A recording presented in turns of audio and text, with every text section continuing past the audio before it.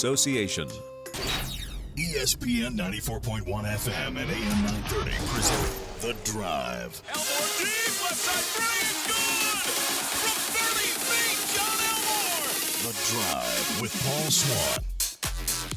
We're coming to you today from the Union Pub and Grill, 1125 4th Avenue in Huntington. Welcome in to the Monday edition. I'm your host, Paul Swann. With me today, as always, the young Thundering Herd quarterback. Okay, former. Still a Thundering Herd quarterback, Dave Walsh, with me today. The young part, you're former, though. You're not young anymore. No. And, of course, here. Title only. It's an honorary title. Yeah. Every Monday, we are here at the Union Pub and Grill for the Monday special. $1.50 bottles, $2 call shots. Of course, you can get that every Monday, all day, all night here at the Union Pub and Grill. Our phone lines this hour brought to you by Miller Lite at 877-420-TALK, 877-420-8255. Miller Lite, hold true, great taste, only 96 calories. It is the original light beer. So, Dave, usually we try to have a good time, have some fun on the show, especially on the Monday. Right. We're here at the Union. But before we do all of that, I want to take a minute just to talk a little bit about a loss over the weekend to the Herd faithful. George Chomp, who took over as the head coach of this program so many years ago. 1986. It's been a while.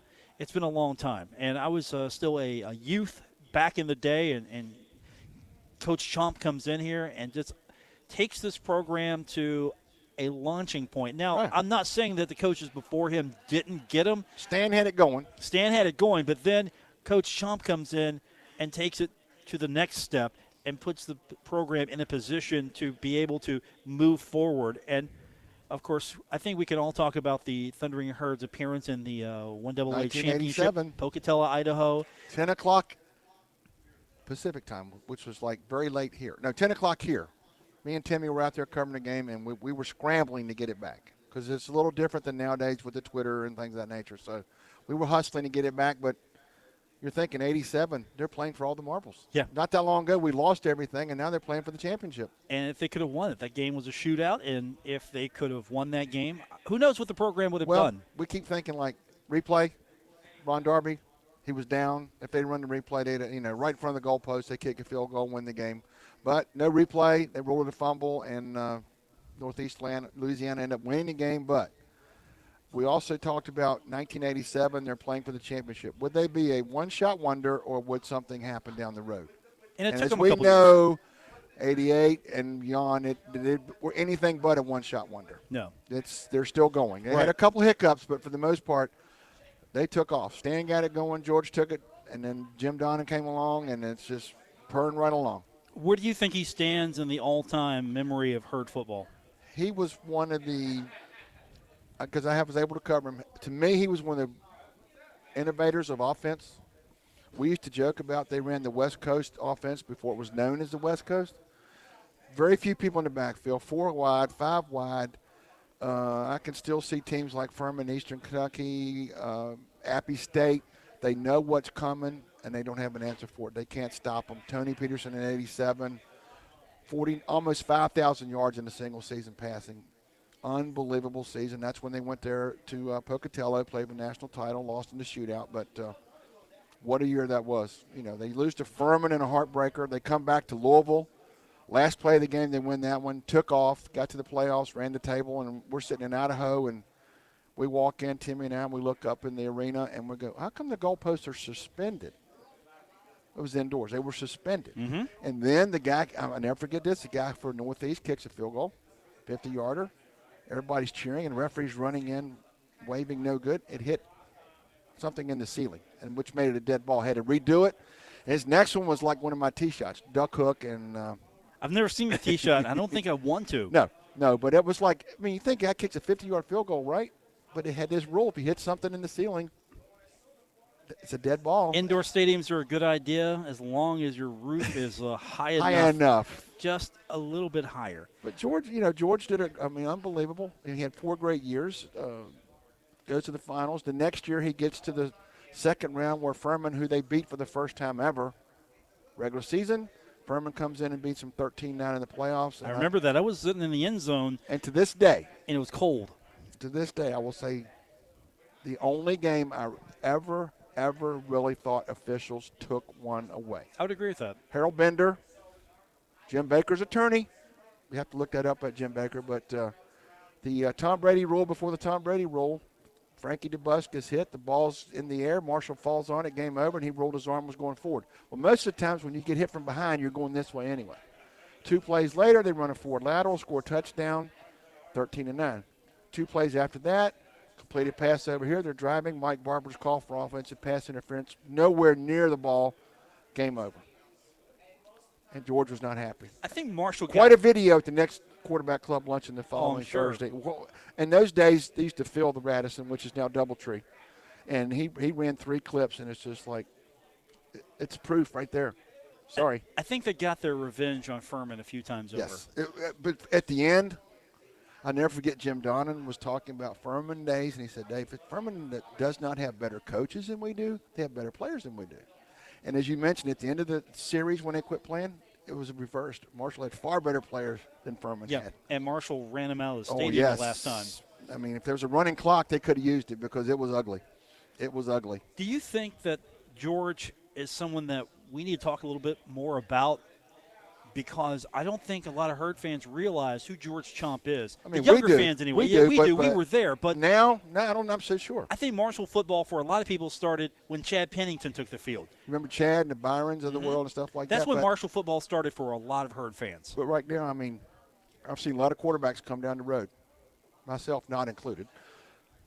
Tony Peterson, to me, is the best quarterback I have seen play at Marshall. Nothing against Chad, nothing against Byron. But Tony, first and foremost, never got in the shotgun. Never. He was under center. He could not run. But he could throw. He did run for a touchdown at high U, but he could ever. But I have never seen a guy make the progression reads of 1, 2, 3, 4, 5 balls gone.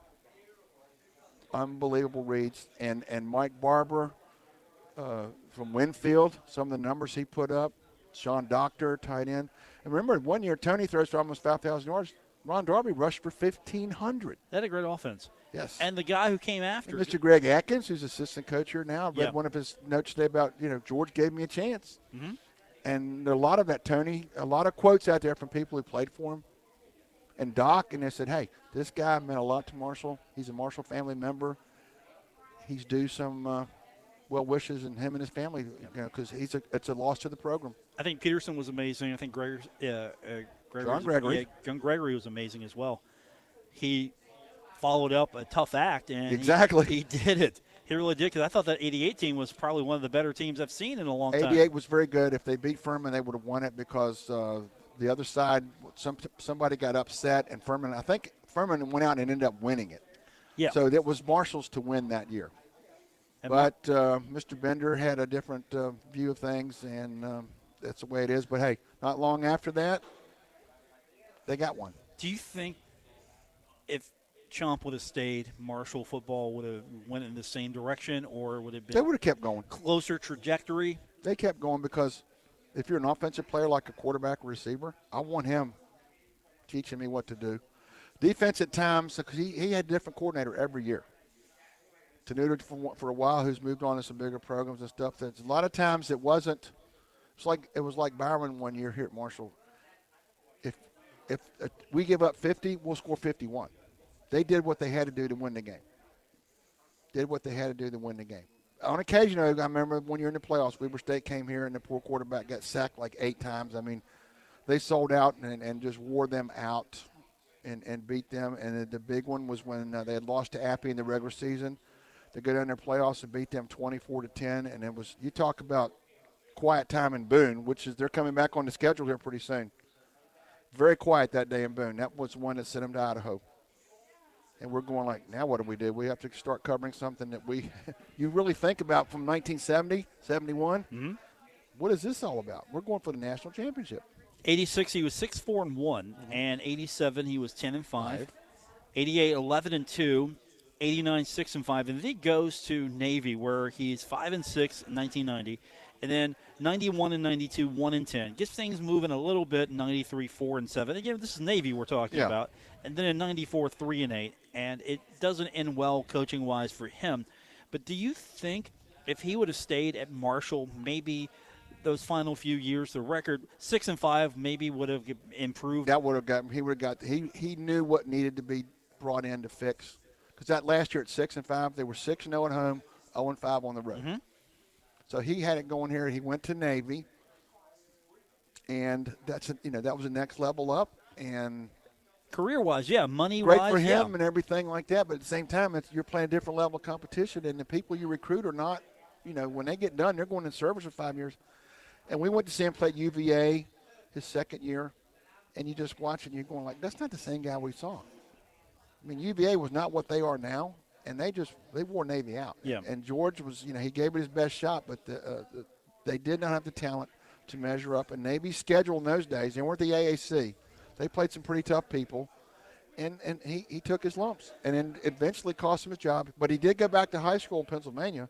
And if you look at his record in high school since after he came back, he put up some numbers. 14-41 at Navy, 33-16-1 at Marshall. Yeah, he's won some high school titles after when he got back into Pennsylvania. Central Pennsylvania, when you mentioned George Trump, they knew who you were talking about.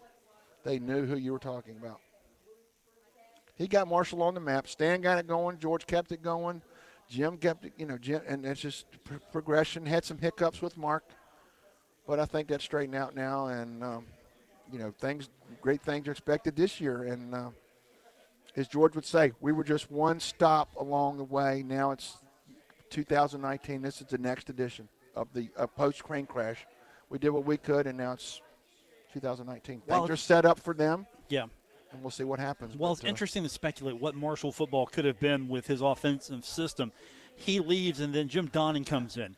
And Jim Donnan brings in a completely different mindset of they football. still played explosive football. They did play explosive football, but Jim comes in, and Donnan has a background. I'm from big-time football. Oklahoma. I'm from big-time football, and I come here, and we don't have this, and we don't have that, and he's turning it around. He's saying, look, we need this. Yeah, he left Norman and comes to Fairfield. Right. Talk about a whoa. But then the stadium did get built. Yeah. And when I read his book, remember his book, One for All? Yeah.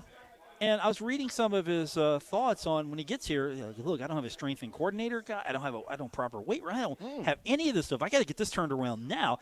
And it wasn't a situation where he thought, oh, what have I gotten myself into? It's like, okay, I'm really building a program here from scratch.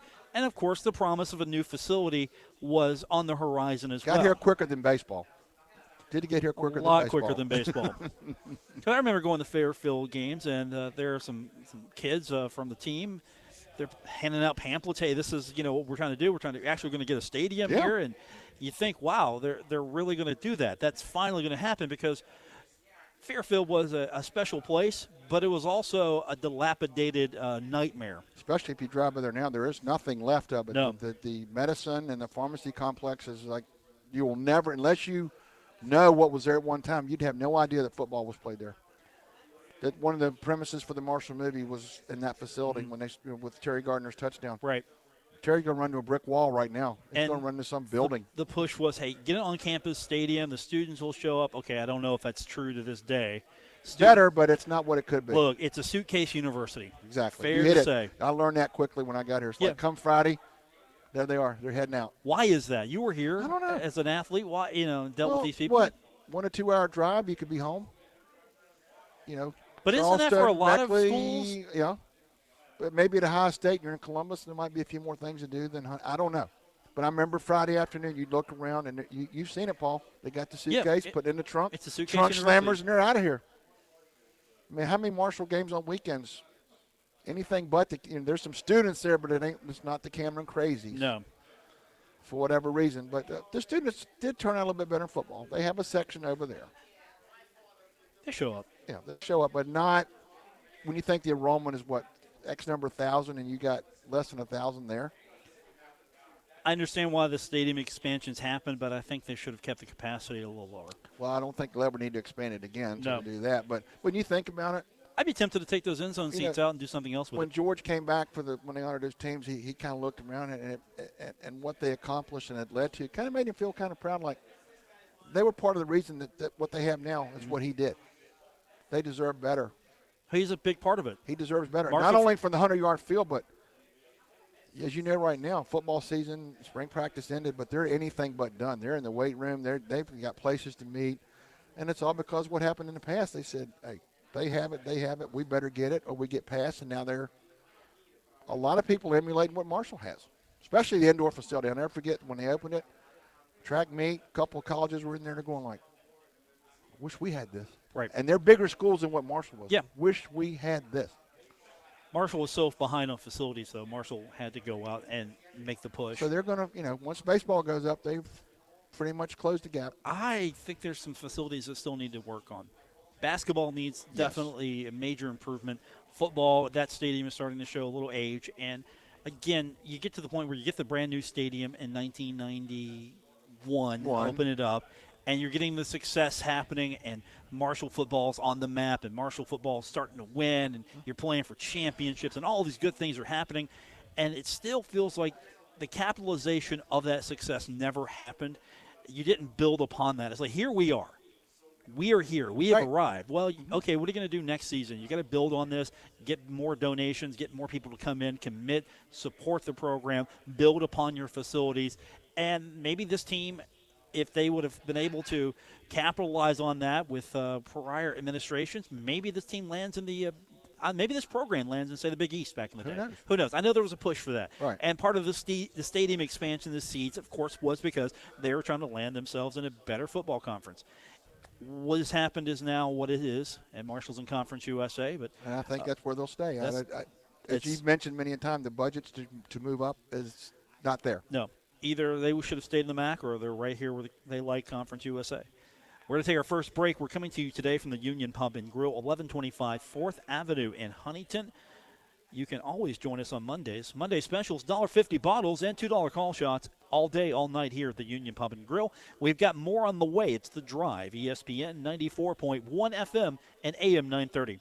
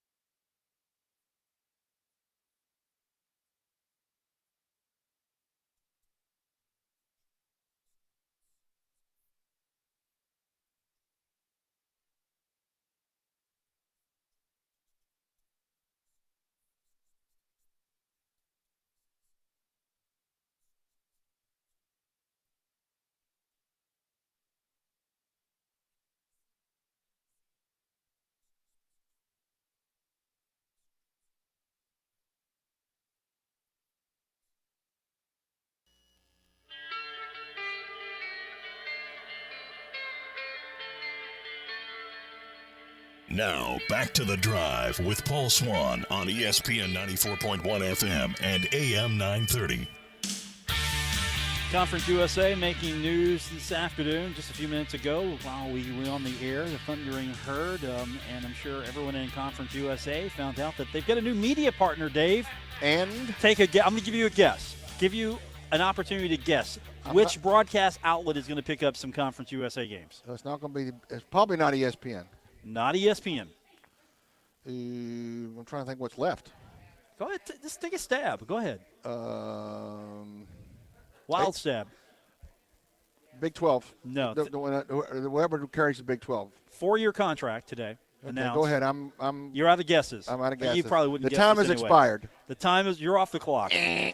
Conference USA has signed a deal with the NFL for the NFL Network. New 4-year contract for a 10-game package of Conference USA football games to be broadcast on NFL Network. Partnership begins this year with one game each week on Saturday afternoon. So one Conference USA game every Saturday on the NFL Network. I have to admit, I would have never guessed the NFL Network, but hey, that's one we can find. I know where it is on my network, and you even said the two magic words, Saturday afternoon. NFL Network needs programming, obviously, and this is a way for them to highlight, of course, college football, Right. which is the feeder system for the Right. NFL. They get a foot in the door. Yeah. So we don't know what games are 4 going to be years? broadcast. 4 years? 4 years deal. Nothing wrong with that one. Hey, And that's a coup there. And, of course, you can watch the NFL Network through the NFL app and watch NFL Network on smartphones, tablets, PCs. They're pushing all the smart devices. I have it on my network at home. I can actually find. NFL And you got to believe that Marshall's going to be there. They're going to be in there a few times with who they got. Well, they mentioned Marshall in the Conference USA. Of course, you got 3 rich Friday history. games. Friday games are out. Well, so. those won't be on. Right. But they do mention Conference USA Hall of Famers who played their football at Conference USA schools, including Brett Favre, Terry Bradshaw, Mean Joe Green, and Randy Moss, Exactly. who never played a Conference USA football game, by the way. He played at a Conference USA school, but he didn't. No. Yeah, he played at a Conference USA school, never played a Conference USA. I don't think Joe Green did either, or Terry. But No, but they're going to claim them. yeah, Southern Miss. I mean, hey, It's like you have these Hall of Famers, and all of a sudden they're Conference USA Hall of Fame. No, you never played But, in Conference you know, USA. when I you- did, though. it's like when we were talking about some baseball a minute ago. It's like, to me, Southern Miss is the flagship of Conference USA football. When you take the whole shooting match, so to speak, what they've done over the years, who's played what they've played for, who they played, done, they're the flagship. Just like this past weekend, the flagship to me baseball team was in town, Rice. This team not that long ago was ranked not number 1 in the league, ranked number 1 in the country. They have won national championships. And they were out on – I just wanted to go see Rice out on Route 2. That was kind of neat to watch. Okay. Keep your thoughts on I that. got you. Hold that. But that's We're gonna NFL take the break in a Network is minute. big. Yeah, NFL Network's huge. This is a lot better than BN. You can find NFL Network. NFL Network, while not the biggest player, it's a network that's going to draw yeah. some attention And because that's not- every day people watch the NFL Network. And it's one of those that not plug is not going to be pulled 2 weeks into the season. Sorry, done. No. And if people are watching the NFL Network will promote the game, and you'll see it, you'll know it because their morning show. I haven't watched it much, but they have one of the more popular sports morning shows on television right now. One of the big wheels on there is Rich Eisen, NFL Network, ESPN. That's a Richie boy's going to be talking about Conference USA. They're gonna Not a have bad to. guy to have. They're gonna have to. I remember him on ESPN. And he is like the voice of the NFL Network is Rich Eisen. And here's another thing. If you're on the NFL Network and they're promoting you and talking about you a little bit more, I don't know, it's going to have a trickle-down effect, but still, you could have the possibility that, all right, maybe NFL teams know a little bit more, not much, but a little bit more about Conference USA schools and the players. And if Exactly. you're a good player, they're going to find you. It doesn't matter what school you go to. If you are a good player, they'll find you either in the draft or free agency. But the exposure does help. Right. And I think this is actually in favor of Conference USA. I have been critical of the television package yes. for years. An NFL app, I mean, everybody's that's almost on every phone probably. So they're going to get a lot of viewers on Saturdays. I think so. That is a major, major plus for Conference USA. They need something like that. It's going to help Conference USA schools. Right. Primarily, people who want to watch Conference USA football can find more of it. Now, will it attract somebody who is A casual fan, maybe. I mean, if Alabama's on, I'm watching Alabama, right? Right. Yeah, if Ohio State's on, I'm watching Ohio State, right? But a lot of people consume more than one game. Right. And a lot of people on a Saturday, I don't know what that's like. We do some channel surfing. Yeah, well, I don't know what that's like actually just going out hanging out on a Saturday. You Right. know, I will this year. Right. I'll get a few Saturdays just to go out, hang out, and just casually watch some games. But if you're on NFL Network, you're going to be on a lot of televisions because you're going to. It's easy to find. You're not going to be surfing for BN Sports. 157 on my channels was where it is. Yeah, cable. Yes. And like I say, having Rich Eisen as a spokesperson for this, when he's saying some things about who's coming up this week, that is major. When you got a guy like Rich Eisen as one of your spokespersons, that is huge. It's a big deal for sure because Conference USA needs better media exposure. And the more media exposure you get, the more you can grow the product and the more valuable that your product becomes if it has proof of, people watching it. Yeah, and they're going to let you play on Saturday. I mean, I know the MAC gets some exposure in November on It's ESPN. money. It's money. But who wants to play on Tuesday and Wednesday? I mean, you look at their schedules. Tuesday and Wednesday come November. The furthest thing they're not going to play on Saturday. But they're making more money on Right. their television package than they would playing a traditional game on Saturday with their fans showing up. Exactly. Now, the MAC's gotten a lot better, and the football's really good. It's leaps and bounds Yes. from where it once was. And so you can't criticize the product. The television package, they seem to have embraced it. They Exactly. like it. And if the fans aren't showing up on a Wednesday, but they're still getting paid, doesn't matter. That's why TV games happen at certain days because it's been decided that more money can be made with a TV game on Friday for Yeah. Thundering Herd sometimes Yeah. than on a Saturday.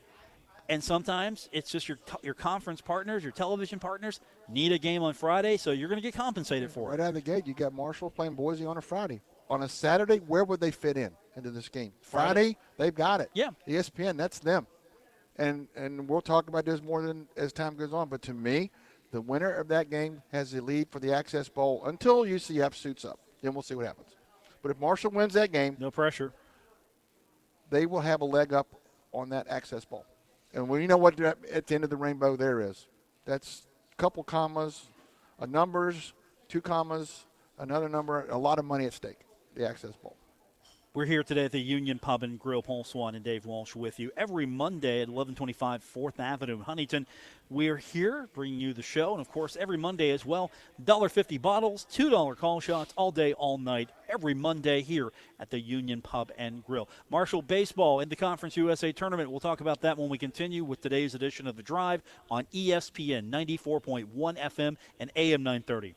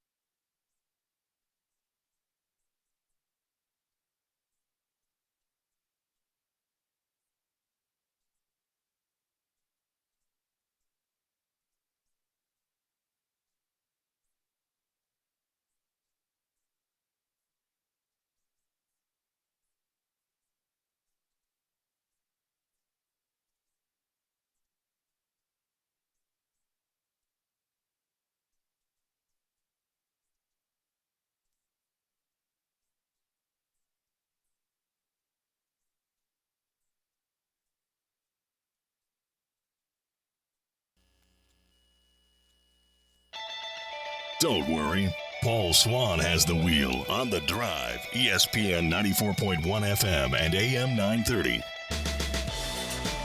We are driving you today at the Union Pub and Grill, 1125 4th Avenue in Huntington, every Monday. $1.50 bottles, $2 call shots. It's Monday at the Union Pub and Grill. And since we are driving, drive responsibly, Dave. I know. Drive Will responsibly. do. I got one more stop to make after this for a meeting, and then we'll go from there. Okay, drive responsibly, Dave. Now, baseball sweeping Rice over the weekend, getting into the Conference USA tournament.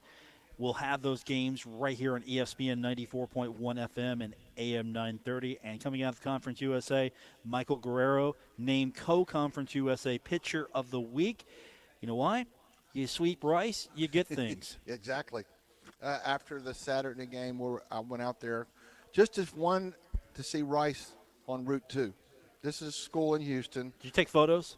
No, some other guys did, but Okay. I was just the pictures. And they had to win some games to get in the tournament and end up sweeping them. But then it's senior day. Mr. Woody Woodrum, our historian, mentioned the first senior day in Huntington since 2005. They weren't in Charleston. They weren't in Beckley. They did it there. And when they won the game 5-4, another walk-off, and senior day 10, all seniors contributed to the 5 runs knocked in. So they made their contribution. Mark Zaban's boy, Andrew, hit a home run that tied in the ninth, and then it got a walk, a bunt, and then another hit up the middle and walk off. And Rice had to make the drive to Columbus to catch a flight home and think about how did we lose 3 games. They'd only lost 2 all time, 24-2. They lose more in one weekend than they lost in all time. And it hadn't played since 2013. No, but Marshall actually played a ball game close to home. Exactly. And all year. They 17-7 at home this year. Marshall wasn't the de facto road team in every contest. No. And it was nice. You can just drive home, and then you can drive back to the ballpark. The 2 or 3 times I saw them, those guys really appreciated that fact that when it was over, the short ride home, it meant a lot. Not having to play in Charleston or Beckley, come home and repeat the trip like they had done the last few years. It means a lot to them. And now they go in as number 6 seed. They got La Tech the first round. I think they were 1-2 in the season against them, but they played them. So, and when you look at the standings, Florida, I think Atlantic led the league, but it's like there's no team going like, my God, we have no chance. This is wide open. And they're in the same bracket. If they could win one and Rice would win one, they'd play in the semifinals, possibly. They're in the same bracket. But Southern Miss is if they were to win and Southern Miss win, they're going to catch them. But Coach Wagner said this has been an amazing bunch, and as long as we have a chance, we'll see what happens. Don't forget, double elimination tournament. Exactly. So the Thundering Herd has a minimum of 2 games. I believe a maximum of 6.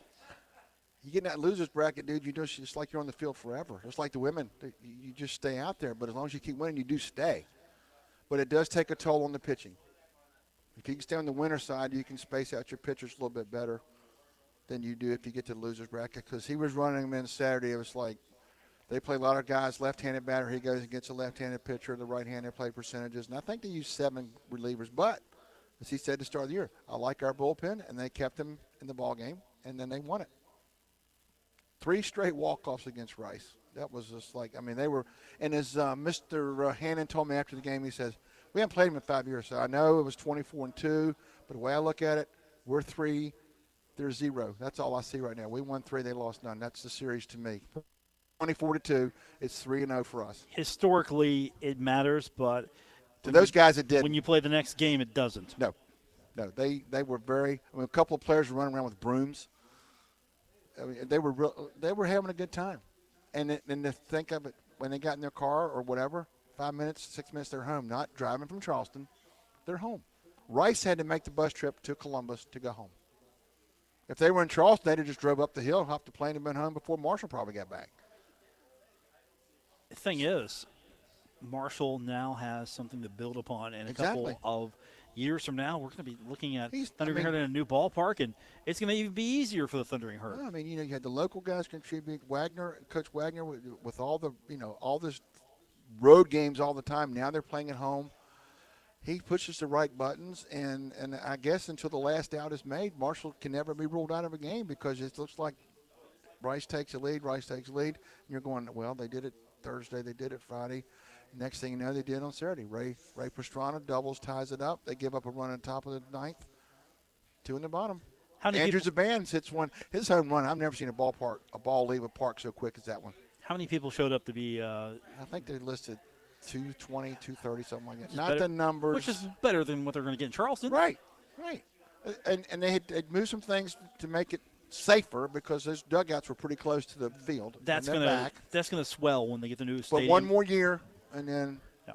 we'll go right down the street to watch a game. That's gonna swell. Exactly. Get the new stadium. That's gonna increase. Exactly. And Marshall baseball will be more visible. People actually can go.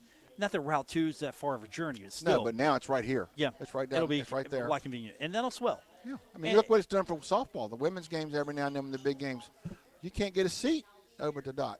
You can't get a seat at the dot. At least they're benefiting from years of having Exactly. a, And yeah, a this is going to be a facility. 3,500 to 4,000 seat facility. Believe me, they'll be worth going to watch. Coach Wagner's pushing a lot of good buttons and right buttons, and now that when you bring in a recruit, now you don't. There's Route 2, yes, but no. Now you're going to see this picture on the wall that says, "There's your home." That's your home half the season. It'll make an easier pitch. It'll make a much easier sales pitch for Coach Wagner. We're here today at the Union Pub and Grill. We're here every Monday, and we invite you to join us at 1125 4th Avenue in Huntington, where the Monday specials, $1.50 bottles and $2 call shots. That is every day on Mondays. Every Monday, all day, all Exactly. night. Mm-hmm. And they got a big banner you can just look at if you forget. Yeah, I do. I do look. You have to sometimes. Yeah. You have to. Senior moment. We're getting that old, Dave. Exactly. Me, not as much as you. Not yet. I'm getting there. No, Eventually, I'll be as old as you one day. exactly. But so far, so good. Yeah, so far. I'm still younger though. I know. It's good. We Enjoy. Because I used to say the same things, and next thing you know, the AARP stuff shows up in your mailbox. Yeah. Other stuff shows up. Hey, but think of the and we're discounts. there. Think of the discounts. I'm looking forward to the discounts, Dave. I'll take some discounts at restaurants and car rentals. I mean, and I show up airports. at the movie theater. I can get a discount. I only have to give half an But you arm looked instead it of up. an arm The and one, a leg. you looked it up today. The one that discounted, we don't have the closest one are Wheeling and Bluefield. I think AMC. Oh, I'll just apply for the regular season Okay. discount.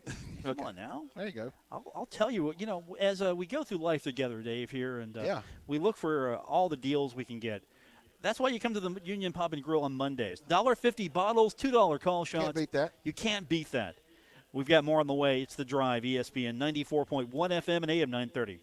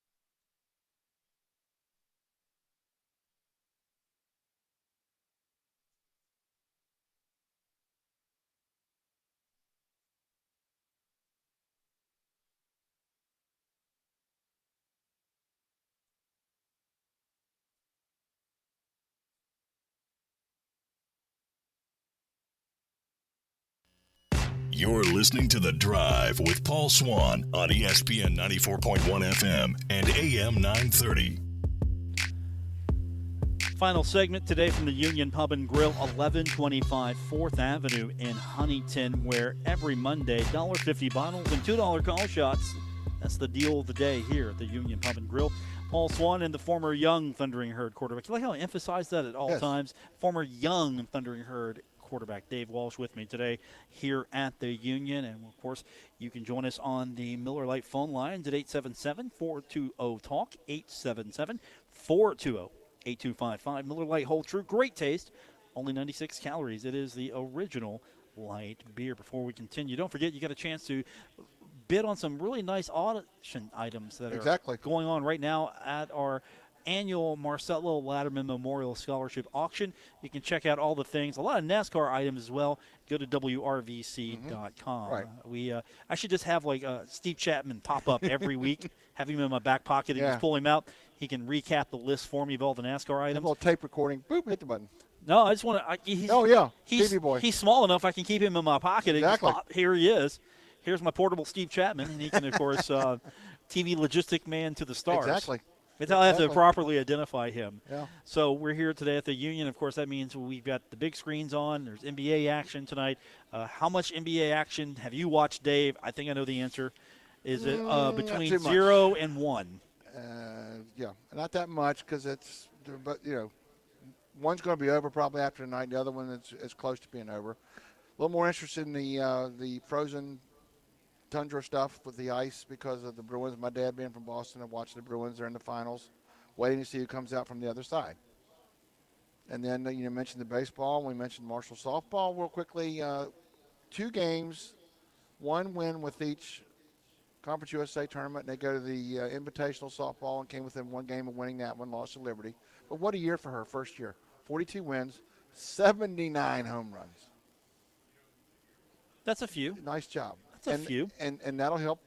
The seniors got some extra work. The other players got some extra work as well. And now we'll see what happens down the road. That's a few. Exactly. That's not terrible.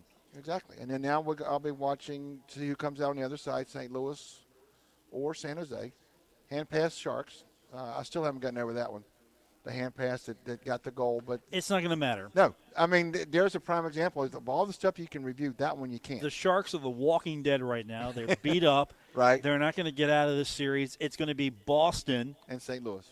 Boston. I know. It bothers you. But, whether it's Boston or not, the one thing in a lot of sports, it seems like the goaltenders, if it's hot, right now Tuukka Rask is a hot goaltender. I hope and they're he's riding cooling him. off with the rest. They're riding him. I hope he's cooling off with his rest. I really do. So what is it with you and Woody Woodrum?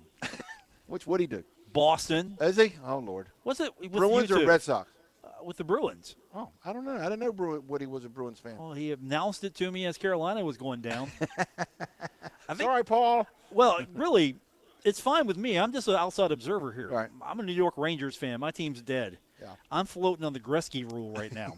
If Wayne Gretzky played for your team, I can root for your team, and it's not jumping on the bandwagon Right. because I have previously rooted for your team. So that means Edmonton Oilers, L.A. Kings, Right. St. Louis Blues, New York Rangers. I have 4 teams. I have one shot every year at something. Right.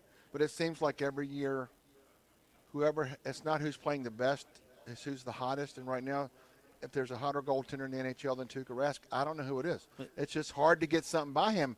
And he's the last line defense. If he can hold them off and you get 1 or 2, Boston's any team would be hard to beat with a goaltender like that. You've got some teams that are built for the grind. Right. And the NHL season, while not easy, That's hard to believe. It you could get go into the grind. June. It Yeah. could go into June. you get into that grind. If you're built for the grind, you have a shot at this. And, of course, the wild card teams really made a mess of it, and they're all gone now just about.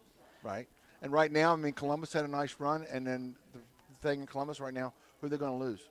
Their goaltenders may be departing. A couple of good goal scorers are up for renewal. Well, don't We'll see forget who's there. Don't forget for Columbus, John Davidson is He's moved gone. on. Yeah, He's moved on. So he's going to be in New York running the show. right. Actually, that is probably the best thing that I've seen come out of New York sports, period, in a long time. He was Mr. Ranger when he was there as a goaltender. Oh, yeah. So, I mean, he's right. He should be right at home. He's done a fantastic job with He did a great job in Columbus. Yeah. But, you know, I mean, he built that team into a perennial playoff power. Right. And they get in the playoffs now. The New York Rangers do not get into the playoffs. So he's got his work cut out for him when Right. he gets there. That's- Because New York and not the playoffs without New York, it's like something's wrong.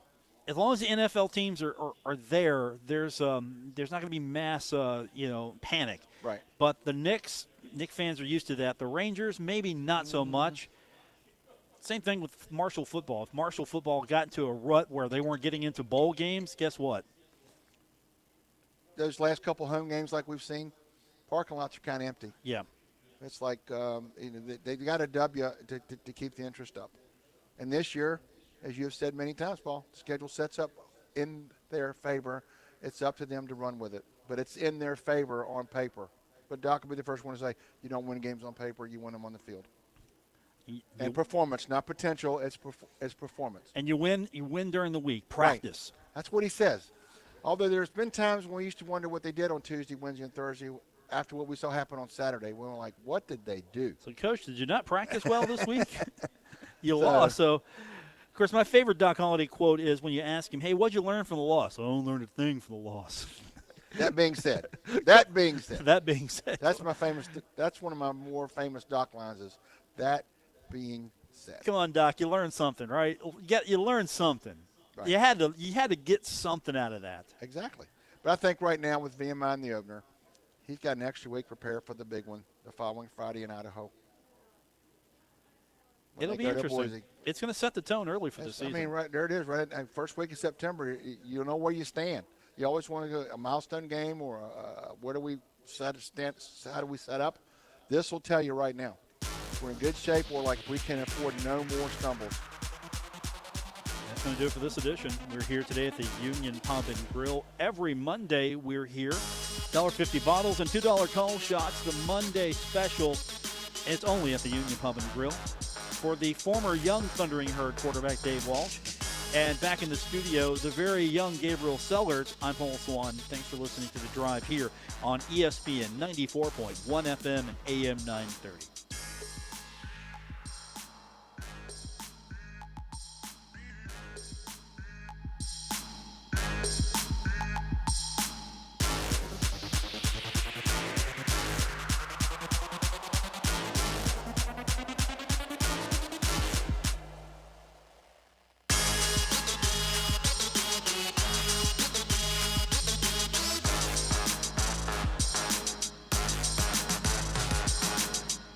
WRBC Huntington, W227BS Huntington, your flagship home of the Marshall Thundering Herd and The Drive with Paul Swann, ESPN 94.1 FM and AM 930. West Virginia Metro News, I'm Alex Thomas. The House of Delegates voting to create 4 education subcommittees to handle policy